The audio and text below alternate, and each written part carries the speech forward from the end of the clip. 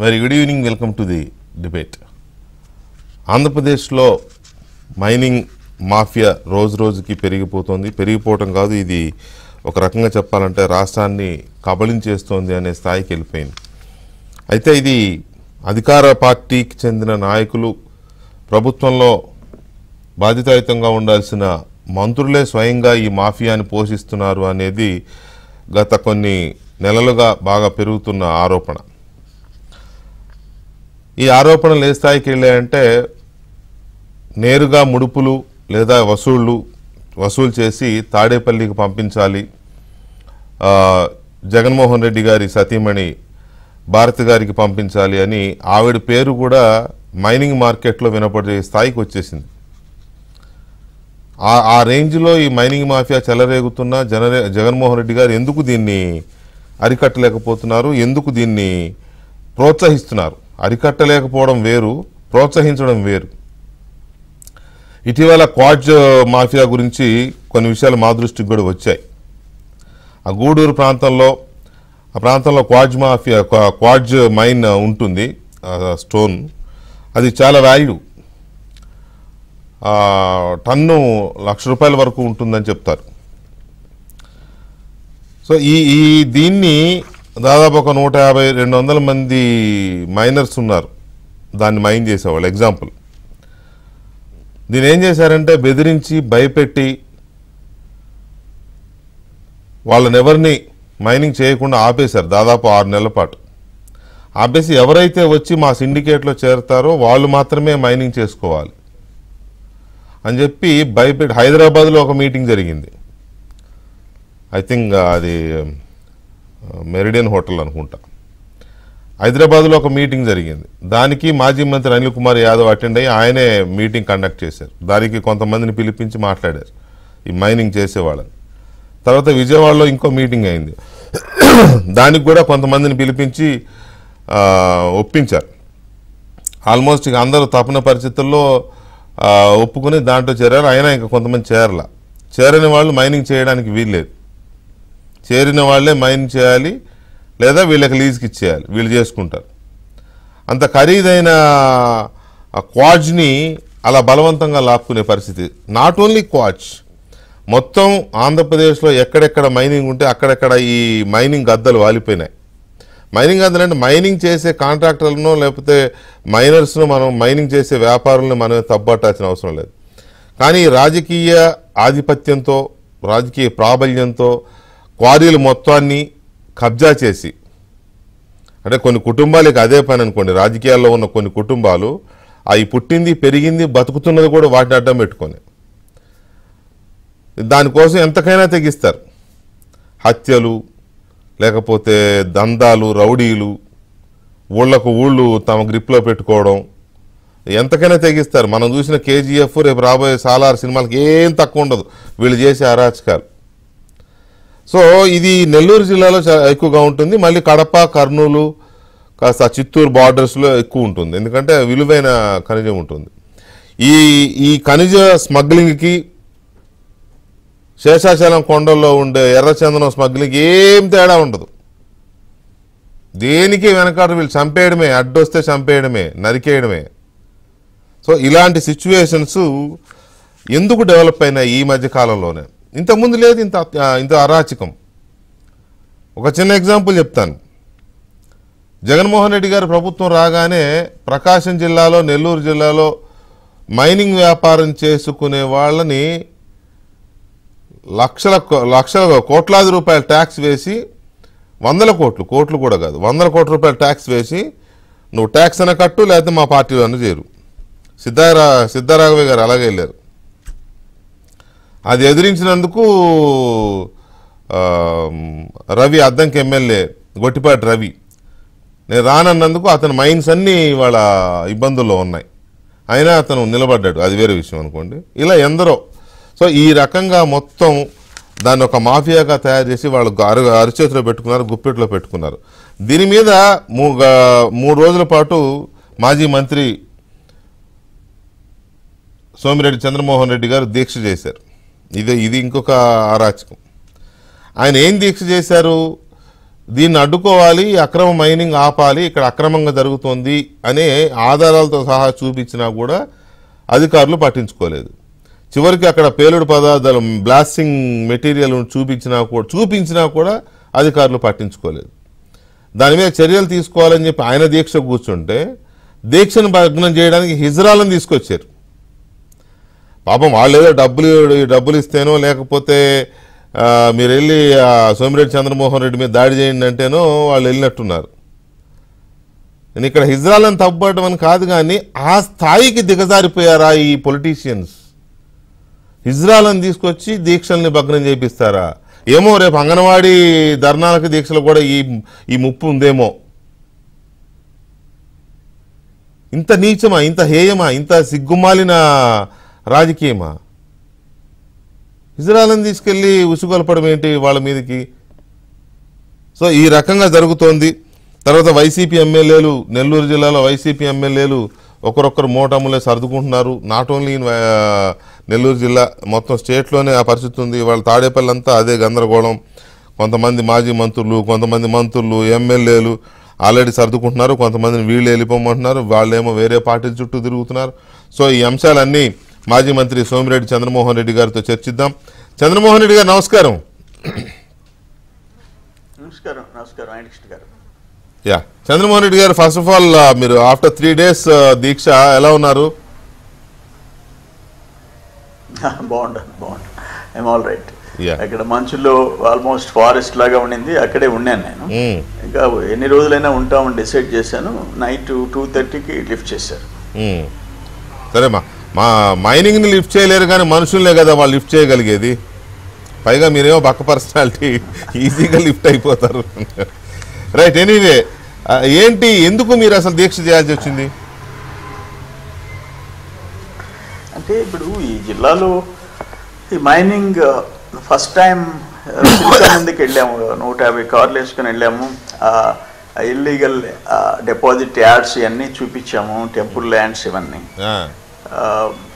దాని మీద ఫైల్స్ అన్నీ తయారు చేసాము. నెక్స్ట్ తిరుపతి కలెక్టర్ దగ్గరికి వెళ్ళాము. అందరు ఇన్ఛార్జీలు అందరినీ తీసుకుని వెళ్ళాను, వాళ్ళకి సినిమా చూపించాను. అక్కడి నుంచి క్వాడ్జీ స్టార్ట్ అయింది. 6 months నుంచి అనుకోకుండా ఆ మైకా గనుల్లో ఆ మైకా తీసి ఈ క్వాడ్కి వాల్యూ లేదని పక్కన డిపాజిట్లు వేసి పెట్టేశారు. ఆ క్వాడ్కి ఇప్పుడు 4,000 5,000 పోయేది, ఇప్పుడు 60,000 65,000కి వెళ్ళిపోయింది. మైకా మిక్స్డ్ అయితే 65,000, డైరెక్ట్ క్వాడ్ అయితే 30,000 to 40,000. ఇంకా that is the situation start అయిపోయింది. ఇప్పుడు సపోజ్ సిలికా 76 మైన్స్ లైసెన్స్ ఉండేవి, దాంట్లో మెజారిటీ రెడ్డిస్, మెజారిటీ వైసీపీ. సరే, వాళ్ళకు ఒక 370 కోట్లు వేశారు, వాళ్ళని కంట్రోల్లోకి తెచ్చుకున్నారు. వాళ్ళకి 150 ఇచ్చి 1485కి టన్ అమ్ముకుంటున్నారు. అదో పెద్ద కుంభకోణం, 5,000 కోట్లు. ఇక్కడ ఈ 6 నెలల్లో అది 4 yearsలో 5,000 అయితే 6 monthsలో ఆల్మోస్ట్ 3,000 crores స్కామ్. మేము అందరం వెళ్ళాము, జిల్లా నాయకులు అందరం వెళ్ళాము. మేము వెళ్ళినప్పుడు ఆపేస్తున్నారు, పక్క రోజు మొదలు పెడుతున్నారు. జరిగినప్పుడు పొదలకూరు మండలం మంత్రి కాగానికి వద్దనేటి కూతవేటి దూరంలో వరదాపురంలో Rustum mine and Bharat mine ఉండేవి. వాళ్ళది ఒకటి 32 acres and 37 acres, almost 70 acres. అక్కడ కూడా జరుగుతుందంటే వెళ్ళాను. ఒక 3 హిటాచీలు పనిచేస్తున్నాం, 3 హిటాచీలు. అప్పుడు నేను వెళ్ళిన తర్వాత పని ఆపేశారు. నెక్స్ట్ డే మొదలు పెట్టారు. తర్వాత ఆ రుస్తుం మైన్ రెన్యువల్ చేయలేదు, మేము సంవత్సరాలు నష్టపడ్డాము, ఇప్పుడు వాల్యూ వస్తే రెన్యువల్ చేయలేదు, రెన్యువల్ అప్లికేషన్ పెట్టుకున్నామని చెప్పారు వాళ్ళు. నెక్స్ట్ December 7th వాళ్ళు హైకోర్టుకి వెళ్ళి హైకోర్టు ఒక డైరెక్షన్ ఇచ్చింది. వాళ్ళ యాక్ట్ ప్రకారం రెన్యువల్ అప్లికేషన్ ప్రాసెస్ చేయండి, ఇమ్మీడియట్గా illegal mining 3rd and 5th respondents అంటే మైనింగ్ అండ్ పోలీస్ ఇమ్మీడియట్గా you have to take strict actions అని చెప్పి డైరెక్షన్ ఇచ్చింది. 7th అయిపోయింది, 10th అయిపోయింది, 11th అయిపోయింది, 13th 15th నా దగ్గరికి వచ్చారు బ్రదర్స్ ఇద్దరు, కళ్ళనీళ్ళు పెట్టుకున్నారు. హైకోర్టు ఆర్డర్స్ కూడా ఇంప్లిమెంట్ కావటం లేదు సార్, మైనింగ్ అని ఎవరు. ఆ రోజు 7వ తేదీ హైకోర్టు జీపీ వచ్చేసి డీడీ మైన్స్కి ఫోన్ చేస్తే వీళ్ళు ఇల్లీగల్ మైనింగ్ చేసే మంత్రి గారి ముఠాకి ఫోన్ చేస్తే ఆ మిషన్స్ అన్ని పక్కన పెట్టి ఈయన ఫోటోలు తీసి ఎంత క్లియర్గా ఉందని చెప్పి రిపోర్ట్ ఇచ్చేసాడు. అయిపోయింది.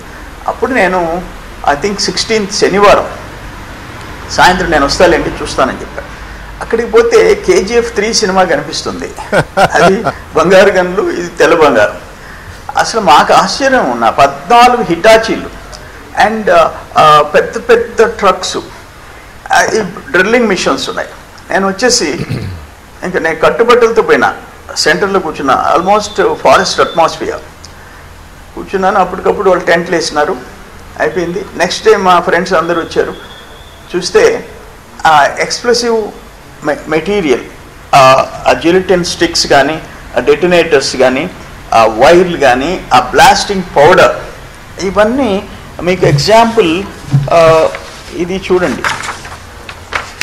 ఆ జిలిటిన్ స్టిక్స్, ఆ కనెక్టింగ్ ED వైర్స్ అంటారంట అవి. నెక్స్ట్ డ్రిల్లింగ్ చేసి ఓపెన్, అంటే ఓపెన్ బ్లాస్టింగ్. గిరిజన్స్ వచ్చారు మా దగ్గరికి, అయ్యా మా పైన ఇల్లంతా కదిలిపోతున్నాయి, సామాన్లు అంతా కింద పడిపోతాయి, చిన్న పిల్లలు మగపిల్లలు మేము మేకలు మేపుకుంటే రాళ్ళు పైన పడుతున్నాయి అయ్యా అన్నారు. భయపడిపోయినారు వాళ్ళు వచ్చి. మీకేం పర్వాలేదమ్మా అని చెప్పారు. అక్కడ పోయి చూస్తే డ్రిల్లింగ్ మిషన్ ట్రక్లో ఇది చూడండి, ఈ పార్సిల్ థండర్ బోల్ట్ కంపెనీ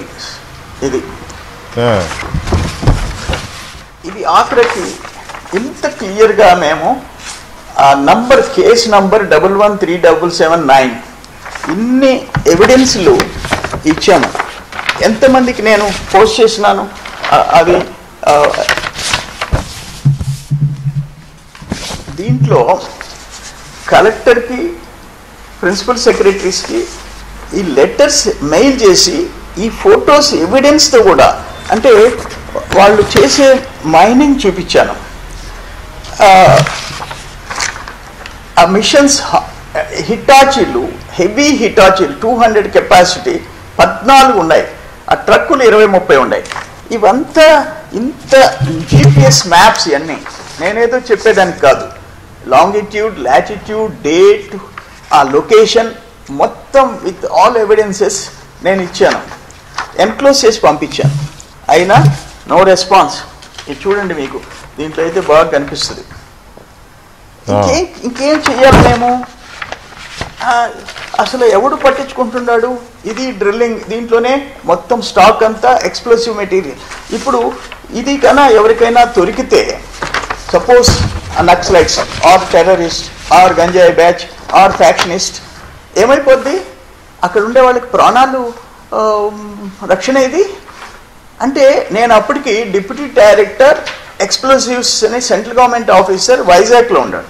ఆయనకు ఫోన్ చేసి ఆయన ఏదో నాకు కథలు చెప్పాడు, రూలు మాకన్నీ తెలుసులేవయ్యా, ఇక్కడ తెల్లారకపోతే నీకు ఫోన్ చేస్తున్నాను, నీకు మెయిల్ పెడుతున్నాను చూసుకో అని చెప్పి మెయిల్లో ఇవన్నీ ఎన్క్లోజ్ చేసేసి అటాచ్మెంట్ అన్ని పంపించేశాను.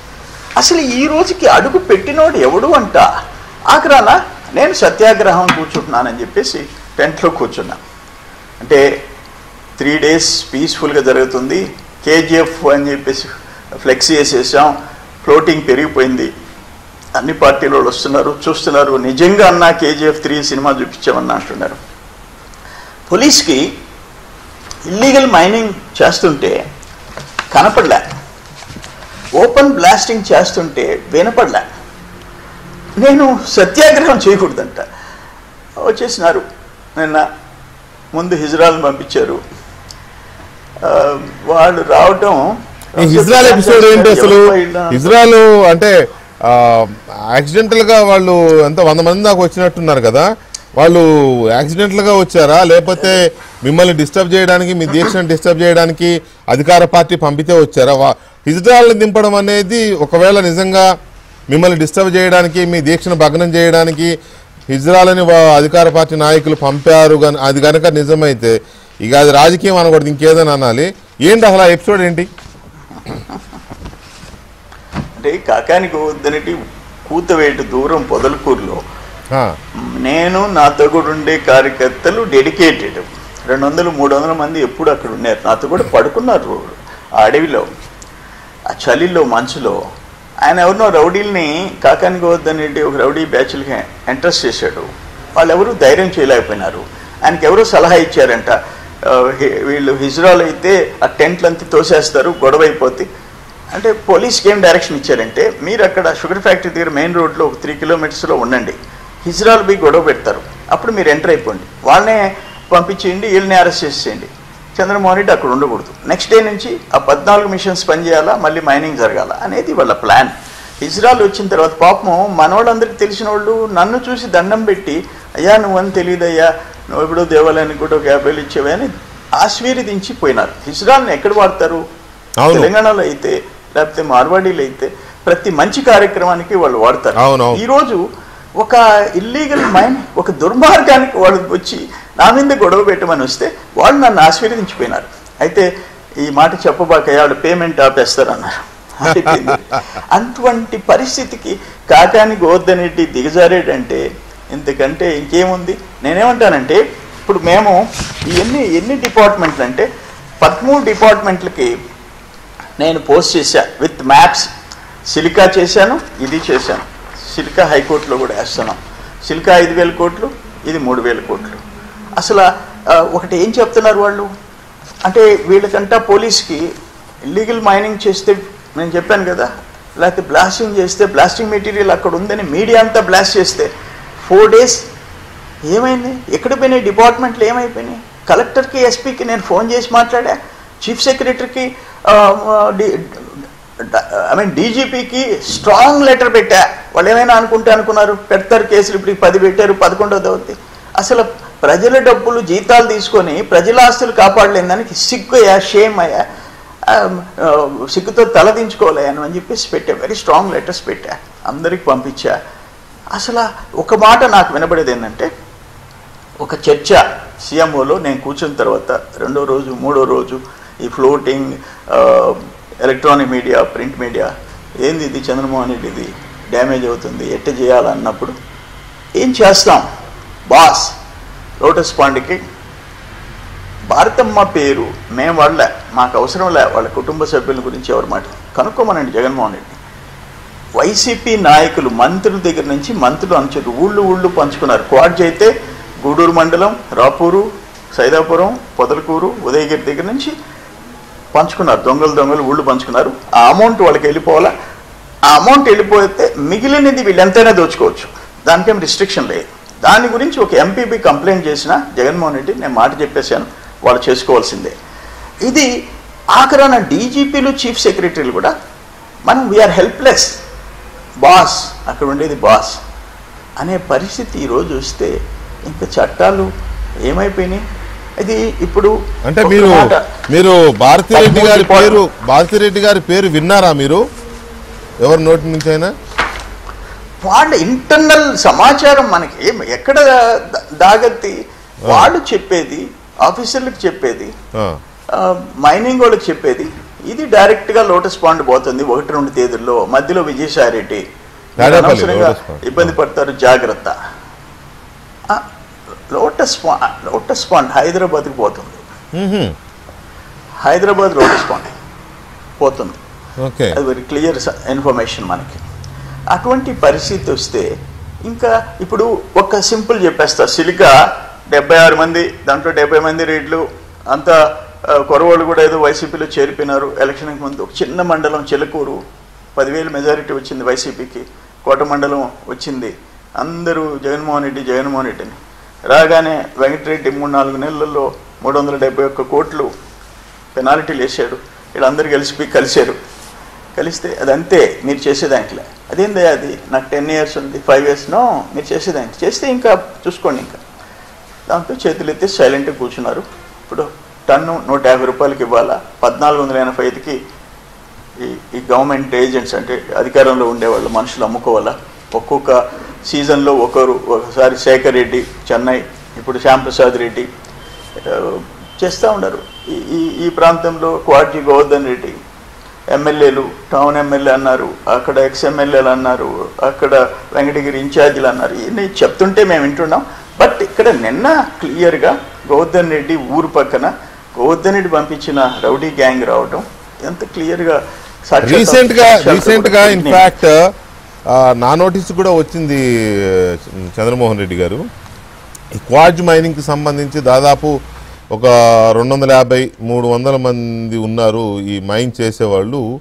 వీళ్ళందరినీ భయపెట్టి ఒక సిండికేట్ లాగా తయారవ్వాలి అని చెప్పి అనిల్ కుమార్ యాదవ్ గారు బాగా సీరియస్గా ట్రై చేసినారు. హైదరాబాద్ హోటల్లో కూడా మెరిడియన్ హోటల్ అనుకుంటా, అక్కడ మీటింగ్ పెడితే అందరూ పోలేదు, కొంతమంది వస్తే కొంతమందితో మాట్లాడి సెటిల్ చేసుకున్నారు. మిగతా వాళ్ళేమో విజయవాడ రమ్మన్నారు, అక్కడికి కొంతమంది వెళ్ళినారు. సో ఆ సిండికేట్లో చేరిన వాళ్ళు మైన్ చేసుకోవాలి, వీళ్ళ కప్పం వీళ్ళకి కట్టాలి. సిండికేట్లో చేరకపోతే మైన్ చేయడానికి లేదు. ఇది రీసెంట్ డెవలప్మెంట్ మా దృష్టికి వచ్చింది. ఇది కరెక్టేనా? అది అంటే అది డెఫినెట్గా మీరు చెప్పేది కరెక్ట్ అయి ఉంటుందేమో. బట్ ఇప్పుడు ఉండే పరిస్థితి ఊళ్ళు పంచినారు. అక్కడ 87 మైన్స్, క్వార్జీ మైన్స్ ఉన్నాయి 87. దాంట్లో 40-50 ఇప్పుడు ఎంఎల్ లేనివి, 30-40 ఎంఎల్ ఉండేవి, మైనింగ్ లీజులు ఉండేవి. లీజులు ఉండేవాళ్ళు 5,000కి వెళ్ళి టన్నుకి ఇచ్చేయాలా, వాడు 15,000, 20,000, 50,000, 60,000 అమ్ముకోవాలా. లీజు లేనివి వీళ్ళే గవర్నమెంట్ ల్యాండ్స్లో వీళ్ళే ఎత్తేసుకోవాలా. దాంట్లో ఏమిటంటే కాకాని గౌతమ్ రెడ్డి, శ్యాంప్రసాద్ రెడ్డి, మీరు చెప్పిన అనిల్ కుమార్ యాదవ్, అక్కడ రామ్ కుమార్ రెడ్డి పేరు కూడా వినబడుతుంది. వీళ్ళందరికీ తలా ఏరియాస్ పనిచేసేసినారు అని అనేది మాకు వచ్చిన సమాచారం. రూప్ కుమార్ యాదవ్, వీళ్ళందరి పేర్లు వినబడుతున్నాయి. సో వీళ్ళందరూ కలిసి ఆ ఫిక్స్డ్ అమౌంట్ 1-2 తేదీల్లో లోటస్ పాండ్కి పంపించాలా.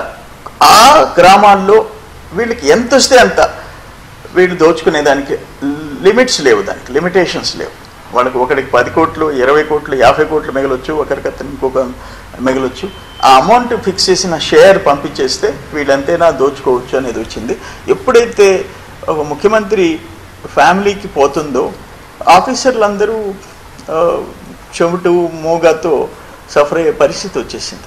అంటే ఇంత పబ్లిక్గా దోపిడీ అనేది మనం, అందుకే నేను చెప్పాను అప్పుడు ఐరన్ ఓర్ మైన్ విన్నాము, గాలి జనార్దన్ రెడ్డి దేశంలో అతిపెద్ద స్కామ్, మధుకూడ స్కామ్, కోల్. ఇప్పుడు ఇక్కడ 5,000, ఇక్కడ 3,000 మేము సాక్ష్యాధారాలతో కూడా ఇచ్చేస్తా. నేనేం ఆషామాషిగా చెప్పటం లే. ఇవి 13 మందికి సిలికా పంపించాను కదా. ఈ check post, unofficial check post, Varagalli government land,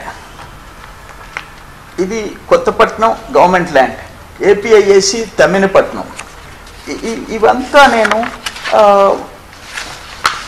SEZ Kothapatnam,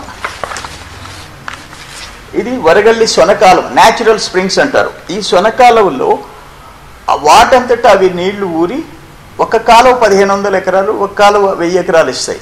ఈ న్యాచురల్ స్ప్రింగ్స్ అంటారు. ఇవి వీటిని తవ్వేసేసినారు. వీటికి కరెంటు పడలేదు, మోటార్ పడలేదు, పైనుంచి నీళ్లు రానక్కర్లేదు. ఎస్సీజెడ్ ల్యాండ్, ఇది మన్నేగుంట గవర్నమెంట్ ల్యాండ్. ఇంత సాక్ష్యం ఇవన్నీ నేను ఇదంతా 10-1 అడంగల్. ఏ భూములు అయితే చెప్పానో ఇవి ప్రభుత్వ భూమి. ఇక్కడ ఊరి పేరు చిల్లకూరు మండలం, ఇక్కడ వేళ్లపాడెం. నేను చూపించిన ఫొటోస్లో ఏ ల్యాండ్స్ వీళ్ళు వాడుతున్నారో 10-1 అడంగల్ 1Bలు ఏ పేరుతో ఉన్నాయి ప్రభుత్వ భూములు, అన్ని ప్రభుత్వ భూములు. Temple lands, APIIC lands, SEZ lands, same క్వార్జీలో కూడా. ఇంత చేసి నేను ఎవిడెన్స్లతో ఇస్తే ఒక్క ఆఫీసర్ రెస్పాండ్ కాదండి. చీఫ్ సెక్రటరీ టు ఊర్లో ఉండే పంచాయతీ సెక్రటరీ. ఏమైపోయింది సిస్టమ్? ఈ రాష్ట్రం ఏమైపోయింది? ప్రజల సొత్తు ఇంత, ఒకవేళ ఎలక్టెడ్ గవర్నమెంట్ ఇంత బరి తెగించి చేస్తుంటే సిస్టమ్స్ లేవా? సెంట్రల్ గవర్నమెంట్ ఏం చేస్తుంది? ఇన్కమ్ ట్యాక్స్ ఏం చేస్తుంది? ఈడీ ఏం చేస్తుంది? సిబిఐ ఏం చేస్తుంది? ఒక ముఖ్యమంత్రిని ప్రజలు ఎన్నుకుంటే లైసెన్స్డా? ఎప్పుడన్నా చూసామా ఇటువంటి పరిస్థితి? రైట్. అంటే మోరార్లెస్ ప్రకాశం కానీ, నెల్లూరు కానీ, చిత్తూరు అంటే ఉమ్మడి చిత్తూరు కానీ, అండ్ కడప కొంచెం ఆ జిల్లాల్లో, అండ్ ఇంకా అదర్ పార్ట్స్ ఆఫ్ ఆంధ్రప్రదేశ్, ఇక్కడ అన్ని చోట్ల కూడా ఈ మైనింగ్ డిఫరెంట్ మెటీరియల్స్ మైనింగ్ అనేది జరుగుతుంది. వాటిల్లో కొన్ని చాలా కాస్ట్లీ, ఇది ఎక్కడ ప్రపంచంలో ఎక్కడ దొరకని ఇవి కూడా మన దగ్గర అవైలబుల్ ఉన్న మైన్స్ ఉన్నాయి. సో ఇవన్నీ కూడా ఇంత కాస్ట్లీ మైనింగ్ జరుగుతూ ఉంటే పొలిటీషియన్స్ మైన్స్, ఇవి మైనింగ్ బిజినెస్, పాలిటిక్స్, ఈ రెండు కలగాపలకం అయిపోయినాయి. మైనింగ్ లేకుండా పాలిటిక్స్ నడిచే పరిస్థితి లేదు, పాలిటిక్స్ లేకుండా మైనింగ్ జరిగే పరిస్థితి లేదు. చాలామంది పొలిటీషియన్స్, అందరూ అనకపోయినా మెజారిటీ, ఎందుకు ఈ పరిస్థితి ఉంది? పవర్కి మైన్కి సంబంధం ఏంటి? ఈ అన్ని పార్టీలు కూడా ఇలాగే ఉన్నారు. కొంచెం రెడ్డి, చంద్రమోహన్ రెడ్డి గారితో మాట్లాడుతున్నాం మనం. చంద్రమోహన్ రెడ్డి గారు, ఎందుకు ఇంతగా ఈ mining business and politics mix అయిపోయినా? అది లేకుండా బతకలేని పరిస్థితి ఎందుకుంది ఏపీలో, పర్టికులర్గా మీ 4-5 జిల్లాల్లో? ఓకే, నేను మైనింగ్ ఒకటే కాదు, ఇప్పుడు పెద్దిరెడ్డి రామచంద్రారెడ్డి గారు, ఇక్కడ కాకాని గోవర్ధన్ రెడ్డి గారు, వీళ్ళు ఏం చెప్తే అదే శాసనం. కలెక్టర్లు, ఎస్పీలు పాపం వాళ్ళు మోగపోయినారు. వాళ్ళు నేను మీకు ఈరోజు పిఓటి అని తెచ్చారు, ప్రొహిబిషన్ ఆఫ్ ట్రాన్స్ఫర్స్, ఈ శాశ్వత పట్టాలని. ఒక ఎగ్జాంపుల్, సర్వేపల్లి 3300 ఎకరాలు నాకు ఆర్టీఐ కింద జాయింట్ కలెక్టర్ ఇచ్చాడు. 5300 ఎకరాలు మంత్రి చెప్తున్నాడు ఓపెన్ ప్రతి మీటింగ్లో. ఆ 2000 ఎకరాలు ఇవ్వండి అని అంటే మీరు మమ్మల్ని అర్థం చేసుకోండి అంటే దాంట్లో కొన్ని 100 ఎకరాలు మంత్రి బినామీలు. ఓకే, అసలు ఏ రెవెన్యూ, మైనింగ్, ఏ డిపార్ట్మెంట్ ఈరోజు బతికుంది అంటా నేను? ప్రజాస్వామ్యం ఉందా ఆంధ్రప్రదేశ్లో అంటుండా? అది ఏదైనా ఇప్పుడు ఎక్సైజ్ డిపార్ట్మెంట్ దగ్గర నుంచి వాళ్ళు left, right, front, back, Peddireddy Ramachandra Reddy, అది విజయసాయి రెడ్డి, సజ్జల రామకృష్ణారెడ్డి, వైవి వీళ్ళ కంట్రోల్లో ఇంక వాళ్ళకి సంబంధించిన నెక్స్ట్ మంత్రులు, నెక్స్ట్ ఎమ్మెల్యేలు వాళ్ళు దోచుకుంటుంటే డిపార్ట్మెంట్స్, చట్టాలు వాళ్ళ కాళ్ళ కింద నలిగిపోతుంటే, మైనింగ్ చట్టం వెంకటరెడ్డి చేతిలో వాళ్ళ సొంత ఒక గ్యాంగ్ లీడర్ లాగా Venkata Reddy director of mines act చేస్తుంటే ఎవరికి చెప్పుకుంటారు? అంటే ఎందుకు ఇది అడగాల్సి వస్తుందంటే, ఇవాళ వైసీపీ అధికారంలో ఉంది, చాలా మంది మీద ఇదే ఆరోపణలు వస్తున్నాయి. మీ పార్టీలో కూడా కొంతమంది మీద, అంటే మెజారిటీ లేకపోయినా కొంతమంది మీద ఉన్నాయి. పూర్తిగా నేను తెలుగుదేశం పార్టీలో ఎవరు లేరని నేను అనలేను, మీరు ఆ పార్టీలో ఉన్నారు కాబట్టి ఇది చేసుకోవచ్చు. కానీ అంటే ఇంత స్మగ్లర్ లాగా ఎందుకు తయారవుతున్నారు? కొంతమంది అయితే ఎర్రచందనం స్మగ్లర్లు ఏకంగా, మరి సిగ్గు ఎగ్గు లేకుండా. కృష్ణ గారు, దేశంలో, ప్రపంచంలో కరప్షన్ అనేది లేదు, జీరో కరప్షన్ అని మనం ఎక్కడ చూడలేము. ఎక్కడో జరుగుతుంటాయి. బట్ బందిపోటు దొంగల్లాగా ఒక ప్రజలు ఎన్నుకున్న ప్రభుత్వ పెద్దలే దోచుకుంటుంటే, ప్రజల ఆస్తుల్ని దోచుకుంటుంటే, ఇది ఎక్కడ చూసామా? బీహార్లో ఉందా ఈరోజు? ఉత్తరప్రదేశ్లో ఉంది. ఉత్తరప్రదేశ్ ఒక example. Uttar Pradesh Adani domestic smart meter 10,000 quote చేస్తే యోగి ఆదిత్యనాథ్ క్యాన్సిల్ చేసి పరిచాడు, 3,800కి ఇచ్చాడు. ఇక్కడ అదే అదానికి 16,000 చిల్లరకి డొమెస్టిక్ మీటర్ ఇచ్చేసేసినాడు. నేను చెప్పేది ఉత్తరప్రదేశ్లు, బీహార్లు చాలా మార్పు వచ్చేసేసినాయి. ఆంధ్రప్రదేశ్ ఎక్కడికి వెళ్ళిపోయింది అని అడుగుతున్నా నేను. ఏమైపోతుంది అంటుండా? మేము ఉద్యమాలు, నేను సారా ఉద్యమం నుంచి అనేక ఉద్యమాలు చేసినవాడిని, పోలవరం మీద చేసినవాడిని, 6,000 కోట్లు క్యాన్సిల్ చేయించినవాడిని, కండలేరులో నీళ్లు లేకపోతే కిరణ్ కుమార్ రెడ్డి టెండర్ పిలిపించి వర్క్ ఆర్డర్స్ ఇస్తే గవర్నమెంట్ రాగానే క్యాన్సిల్ చేసినవాడిని. వాళ్ళకి ఆ కాంట్రాక్టర్స్ వచ్చి నన్ను వేడుకున్నారు, వర్క్ ఆర్డర్స్ 6,000 కోట్లు నాకు పర్సంటేజ్ ఇచ్చేదానికి, 1% ఇచ్చేదానికి 60 కోట్లు వస్తాయి. నేను ఒప్పుకోలేదే. బాబు గారి దగ్గర కూర్చొని ఇది ఏట్లో ఎత్తేసినట్టు గాలేరు నగరి హంద్రి నీవో పెట్టుకోండి అని చెప్పి అట్లా వినేవాడు మా నాయకుడు చంద్రబాబు నాయుడు గారు. సార్ ఇది వేస్ట్, ఇది అని అంటే అర్ధరాత్రి 11 గంటలకైనా పోయి ఒప్పించి మేము ఆర్డర్స్ తెచ్చేవాడు. ఈరోజు ఎవడో ఒక మంత్రిని జగన్మోహన్ రెడ్డి తిరిగి పొమ్మనండి, ఒక ఫ్యాక్షన్, ఒక నెయ్యంతా ఈ రాష్ట్రాన్ని పరిపాలిస్తున్నాడు. దురదృష్టకరమైన పరిస్థితులు వస్తున్నాయి. ఇప్పుడు కాకాని గోత్రి ఉన్నాడు, ఆయన మేము ఏదన్నా మాట్లాడితే నీకు షేర్ ఎంత అంటాడు. మన కర్మ. ఇప్పుడు మీకు చూపించా, నాకు షేర్లు ఉంటే ఇంత దూరం ఇంత ఎక్సర్సైజ్ చేసి నా మెయిల్స్ కానీ మీరు చూశారంటే, వాళ్ళు దోపిడీ చేసి ఇప్పుడు ఎట్టుందంటే లిక్కర్ భారీ స్కామ్, బాబు గారి మీద లిక్కర్ కేసు, ఇసుక భారీ దోపిడీ ఓపెన్ ఫ్రీగా ఇచ్చిన ఇసుక మీద చంద్రబాబు నాయుడు గారి మీద. ఇప్పుడు ఫైబర్ నెట్ మన టైంలో 140 రూపాయలు, ఇప్పుడు 340 రూపాయలు బాబు గారి మీద కేసు. నేను ఏదన్నా ఒక అవినీతి అని అంటే నువ్వెంత దోచుకున్నావు, నీ షేర్ ఎంత అంటే ఏం చెప్పాలా? 1000 కోట్లు నాకు ఇతర దేశాల్లో ఆస్తులు ఉన్నట్టు కాకాని గోవర్ధన్ చెప్పాడే, అట్టుంటాయి ఆరోపణ.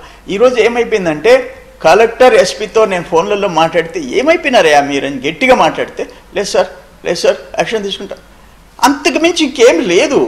పోతున్నాం రేపు మళ్ళీ. ఇప్పుడు మీకు ఒకటి నిన్న 14 హిటాచీలు ఉన్నాయని చెప్పాను కదా, ఉదయాన్ని అరెస్ట్ చేశారు కదా. ఇప్పుడు 9 హిటాచీలు ఎత్తేసేసినారు, 5 హిటాచీలు వేరే ల్యాండ్లో పెట్టేసేసినారు. డిపార్ట్మెంట్ బీడీ మైన్స్ పోయి ఉన్నాడు, రేపు ఉదయాన్ని రిపోర్ట్ ఇచ్చేస్తున్నాడు. అక్కడ చంద్రమోహన్ రెడ్డి చెప్పినవన్నీ తప్పు, హైకోర్టు ఆర్డర్ ఇచ్చినా ఇక్కడ ఇల్లీగల్ మైనింగ్ జరగటం లేదని. బట్ నేను వదిలిపెట్టను, డ్రోన్ కెమెరాతో కంప్లీట్ అన్ని మిషన్లు తీయించాను నిన్న సాయంత్రం, ఎందుకంటే మమ్మల్ని ఎత్తేస్తున్నారని అనుమానం వచ్చింది.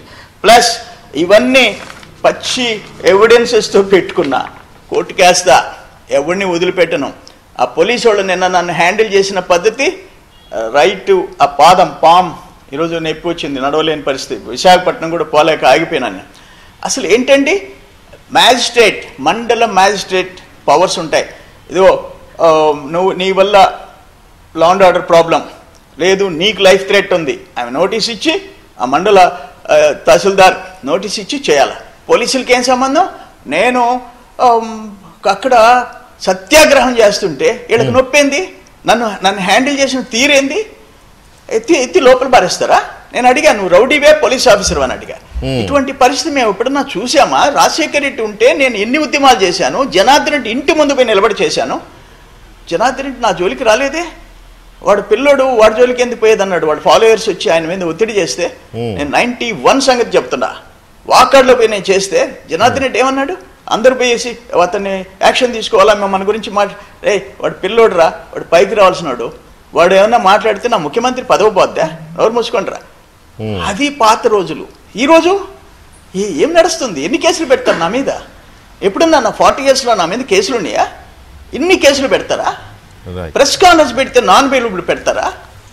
ఆ కరుణాకర్ వైఫ్ కరుణాకర్ ఆత్మహత్య చేసుకుంటే భార్యకి మా నాయకులు ఆ బాండ్ తీసిస్తే ఆ లెటర్లో రాసిన చదివితే ఏడుపు వస్తుంది.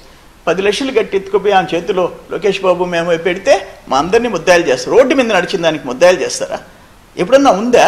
ఆఖరన్నా అమరావతి వాళ్ళతో పాదయాత్రలో నడిస్తే కేసులా? మీకు అలవాటే కదా సమాచార చట్టం కాదండి. మీ జిల్లాలో మీ దగ్గర నుంచి ఎగున మన రాయలసీమ జిల్లాలకి అలవాటే కదా, కోర్టులో దొంగలు పడతారు, కోర్టులో ఫైల్స్ ఎత్తుకుపోతారు, లేకపోతే అదేదో కరోనా మందు తయారు చేసిన ఆయన్ని కిడ్నాప్ చేస్తారు, కనపడకుండా చేస్తారు. మీకు అలవాటే కదా మీ జిల్లాలో.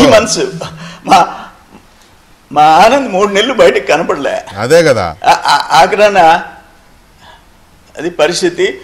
నకిలీ మద్యం ఎంతమంది చనిపోయినారు, స్పెషల్ కోర్ట్స్ ఏం చేస్తున్నాయి, ఆయన మంత్రి. నకిలీ పత్రాలు, 1000 కోట్ల ఆస్తులు, అది నేను వదిలిపెట్టను, నేనే కేసు పెట్టా. ఆయన మంత్రి 4 ఎకరాల 70 సెంట్లు, ఈరోజు 25 కోట్లు నేను ఆయన ఫెన్సింగ్లోంచి వదిలిపెట్టించా దళితులది. ఆయన మంత్రి. ఎంప్లాయీస్ భూములు 230 అంకణాలు ఈరోజు 5 కోట్లు చేస్తుంది, ఆయన కబ్జాలో ఉంది, వాళ్ళు కేసు పెట్టారు, సివిల్ కేసు వేసుకున్నారు. ఆయన మంత్రి. ఏం చేయాలా? మేము ఉన్న ఆస్తులు అమ్ముకున్న వాళ్ళని మా మీద బ్లేమ్ చేస్తారు. సరే, మీరు senior politician, of course Telugu Desam పార్టీలో చాలా కాలం పనిచేస్తున్నారు, మాజీ మంత్రిగా కూడా ఉన్నారు కదా. ఈ వైసీపీలో ఒక గందరగోళమైన సిచ్యువేషన్ చూస్తున్నారు కదా, ఎమ్మెల్యేలను మార్చేస్తారు, చాలామందిని ఈసారి టికెట్లు ఇవ్వని చెప్తున్నారు, అందరూ అక్కడికి క్యూ కడుతున్నారు కదా. సో మీ అబ్జర్వేషన్ ఏంటి, ఎందుకు ఈ పరిస్థితి వచ్చింది వైసీపీలో, ఏంటి నెక్స్ట్ ఎలా ఉండబోతోంది? ఇప్పుడు మీకు ఎగ్జాంపుల్, నిన్న మంత్రి ఆ వైసీపీ లీడర్స్ని నా మీదకి పొమ్మన్నాడు.